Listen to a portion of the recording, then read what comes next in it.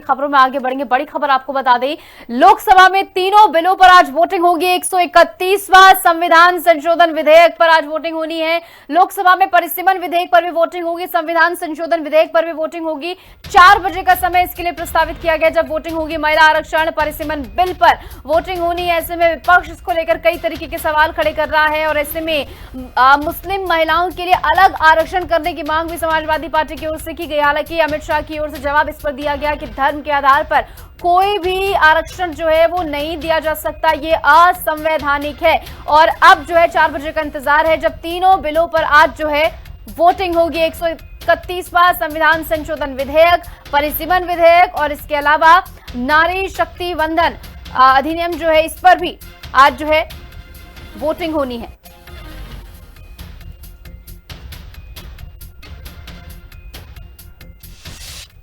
बढ़ेंगे आगे। एक और बड़ी खबर आपको दिल्ली से बता दें, प्रधानमंत्री नरेंद्र मोदी ने एक्स पर एक पोस्ट लिखा है। अपने पोस्ट में नारी शक्ति वंदन अधिनियम पर उन्होंने चर्चा की है। कल रात 1 बजे तक चर्चा चली है। प्रधानमंत्री की ओर से कहा गया, भ्रम फैलाने वालों को तर्कबद्ध जवाब सत्ता पक्ष की ओर से दिया गया है। लंबा चौड़ा पोस्ट प्रधानमंत्री की ओर से लिखा गया। हर आशंका का समाधान किया गया है।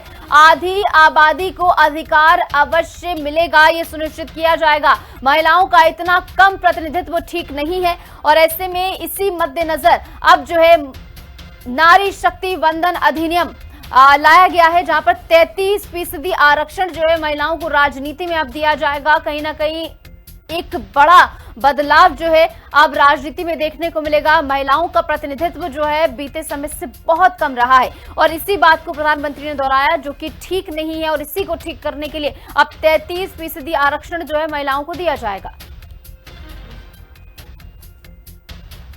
और जो पोस्ट प्रधानमंत्री की ओर से किया गया वो भी आपको दिखा रहे हैं।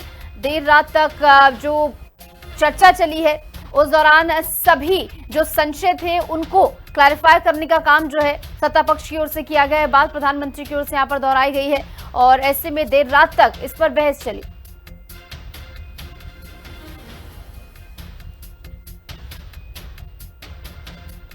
और चलिए इस बीच एक और बड़ी खबर आपको बता दें, राज्यसभा के उपसभापति चुने गए हैं हरिवंश। जहां हरिवंश नारायण सिंह को उपसभापति चुना गया है। एक बार फिर से वो ये पदभार संभालेंगे। लगातार तीसरी बार उपसभापति चुने गए हरिवंश और ऐसे में निर्विरोध उपसभापति हरिवंश नारायण सिंह चुने गए हैं, जहां पर मल्लिकार्जुन खड़गे ने हरिवंश नारायण को बधाई दी है। साथ ही तीसरे कार्यकाल के लिए हरिवंश को बहुत बहुत बधाई खड़गे की ओर से कहा गया और प्रधानमंत्री नरेंद्र मोदी की ओर से भी यहाँ पर जो है बधाई दी गई। तो कुल मिलाकर तीसरी बार लगातार जो है हरिवंश उपसभापति चुने गए। एक बार फिर से अपने जो उनका लंबा चौड़ा एक्सपीरियंस रहा है उस मद्देनजर जो है वो आगे भी इस पदभार को अब जो है संभालते हुए नजर आएंगे। मल्लिकार्जुन खड़गे ने हरिवंश नारायण को यहाँ पर बधाई दी है बतौर उपसभापति। एक बार फिर से हरिवंश नारायण जो है नजर आएंगे आपको सदन में।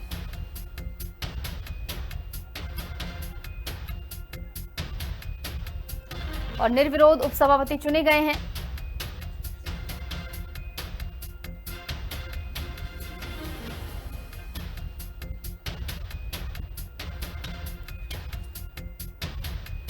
लगातार तीसरी बार उपसभापति हरिवंश जो हैं चुने गए हैं और लगातार उन्हें बधाइयां भी दी जा रही है। प्रधानमंत्री नरेंद्र मोदी से लेकर मल्लिकार्जुन खड़गे की ओर से यहां पर जो है हरिवंश नारायण को बधाई दी गई है और एक बार फिर से उपसभापति के तौर पर सदन में वो नजर आएंगे, जो उनका लंबा अनुभव रहा है बतौर उपसभापति। इसी मद्देनजर वो लगातार तीसरी बार भी उपसभापति चुने गए हैं और खास बात यह कि निर्विरोध उपसभापति हरिवंश नारायण जो हैं वो चुने गए हैं।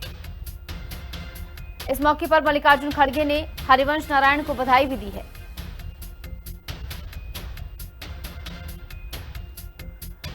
तो तीसरे कार्यकाल के लिए हरिवंश को बधाई यहां पर दी गई है। इस बीच एक और बड़ी खबर आपको बता दें, प्रधानमंत्री नरेंद्र मोदी ने भी हरिवंश नारायण सिंह को बधाई दी। उपसभापति हरिवंश के अनुभव से सदन को लाभ होगा। हरिवंश जी को चुना जाना अनुभव का सम्मान है, ये प्रधानमंत्री की ओर से कहा गया। बड़ी खबर आपको बता रहे हैं जहां पर पत्रकारिता में भी हरिवंश जी ने अपनी धार दिखाई है और बतौर उपसभापति एक बार फिर से चुने गए हैं हरिवंश नारायण। इसको लेकर प्रधानमंत्री की ओर से बधाई दी गई है। पत्रकारिता में हरिवंश जी का सफल प्रयास रहा। हरिवंश जी के अनुभव और कार्यकाल का सम्मान हुआ है।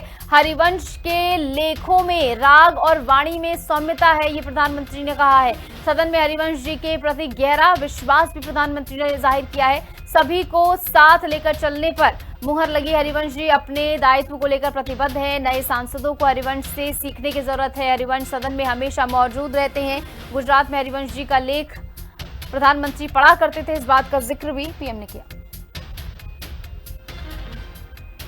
राज्यसभा उपसभापति के रूप में लगातार तीसरी बार निर्वाचित होना, ये अपने आप में इस सदन का आपके प्रति जो गहरा विश्वास है और बीते हुए कालखंड में आपके अनुभव का जो सदन को लाभ मिला है, सबको साथ लेकर चलने का आपका जो प्रयास रहा है, उसको एक प्रकार से सदन ने आज एक मोहर लगा दी है और ये अपने आप में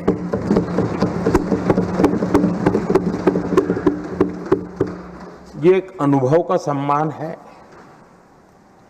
एक सहज कार्यशैली का सम्मान है और एक सहज कार्यशैली की स्वीकृति भी है। हमने सबने हरिवंश जी के और इस बीच महिला आरक्षण को लेकर राहुल गांधी क्या कुछ कह रहे हैं, सुनवाएंगे आप। This was one of the most powerful lessons taught to me in my life by a woman, a grandmother. And my parents had gone out for dinner. And she came, she caught my hand, I still remember, and she took me out into the garden. Dark garden at night, no lights. You know, government houses have big gardens, quite a big garden. And she took me there and she left me. She said, now you stay here, don't move. And she left. And I watched my grandmother, I remember she was wearing a yellowish sari, I watched her go away. और मेरी मतलब हवा निकल गई कि मतलब आज तो मैं गया.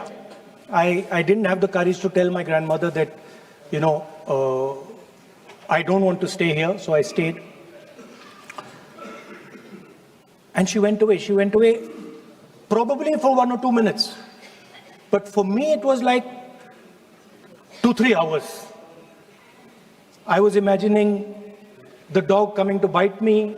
I was imagining ghosts. I was imagining snakes. I was imagining everything. And then after some time, I remember my legs were even shaking a little bit, and then I saw my grandmother come. And she came and she asked me, so what are you scared of? So I said, you know, Dadi, I'm scared of that dog. I don't know that he might come and bite me. I'm scared of somebody being in the garden that I don't know. I'm scared of bats. I'm scared of snakes. I'm scared of things I can't see. And she says, no, Rahul, you're not scared of all those things. You're not scared of the darkness.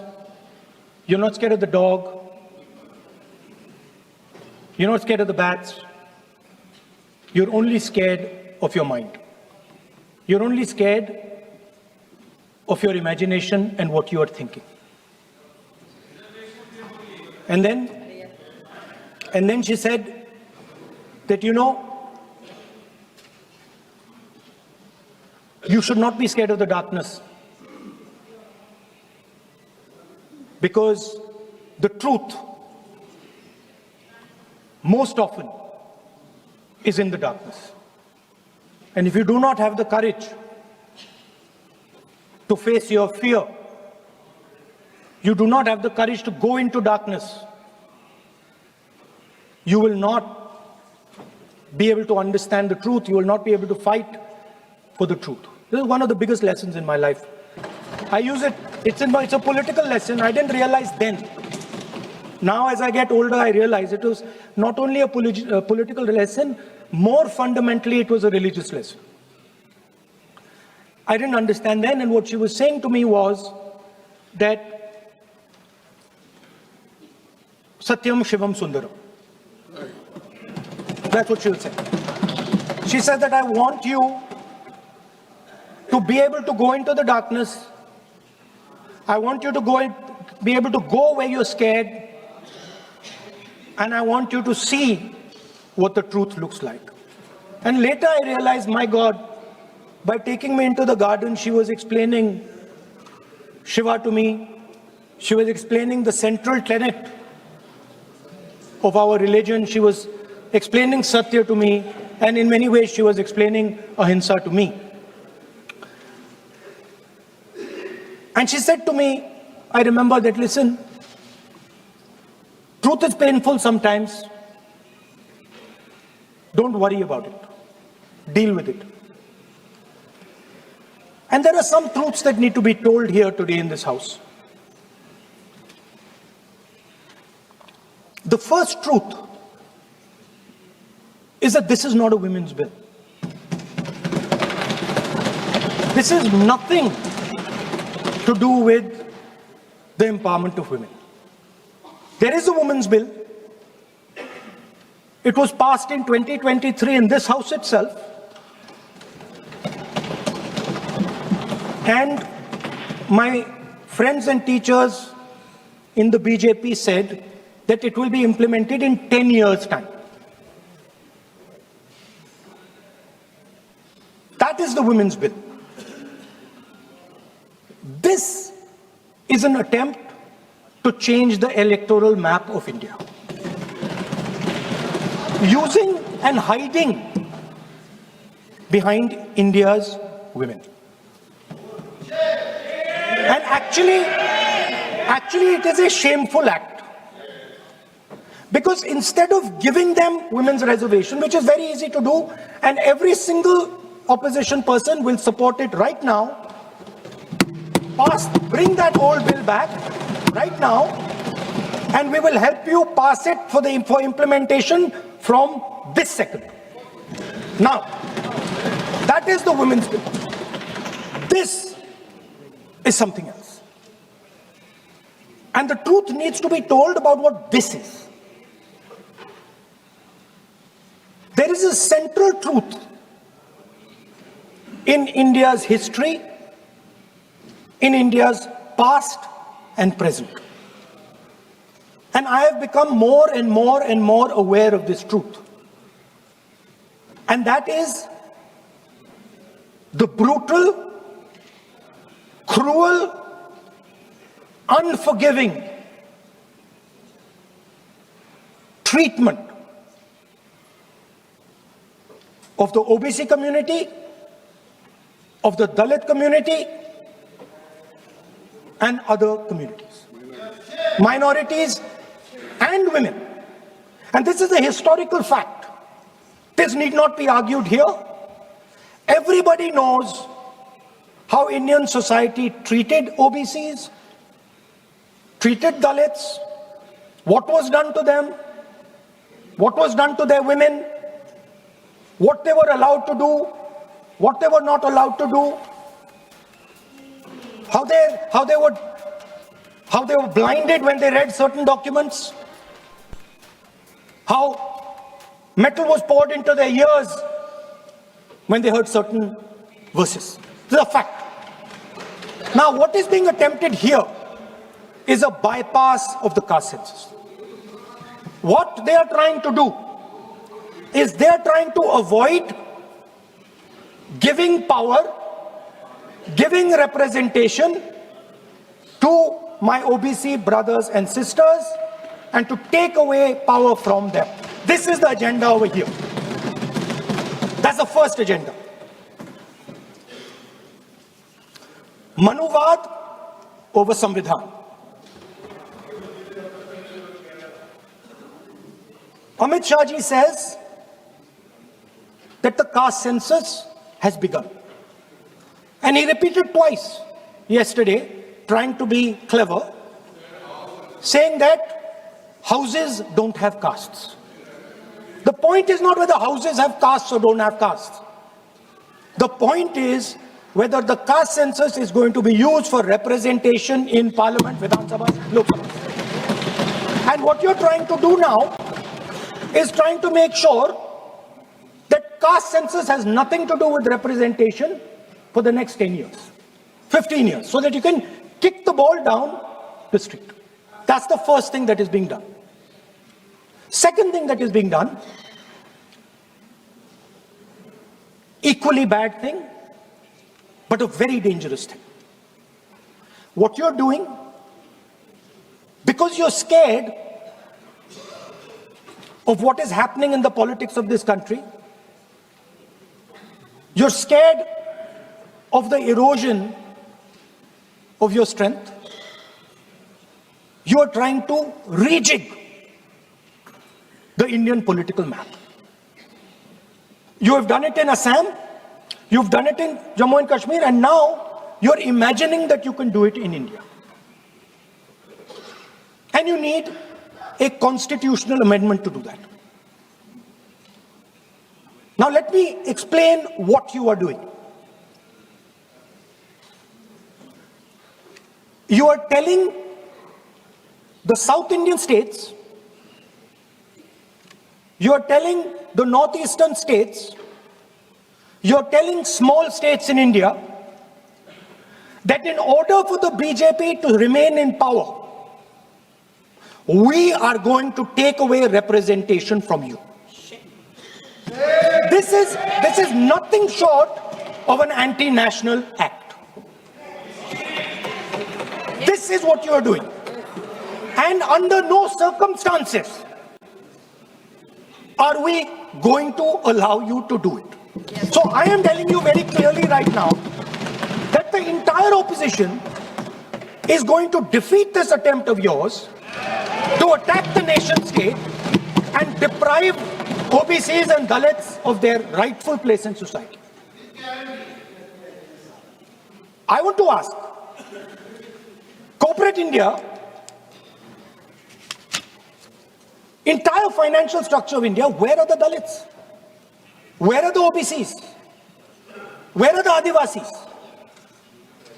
Top bureaucracy of this country. आपका गलती है.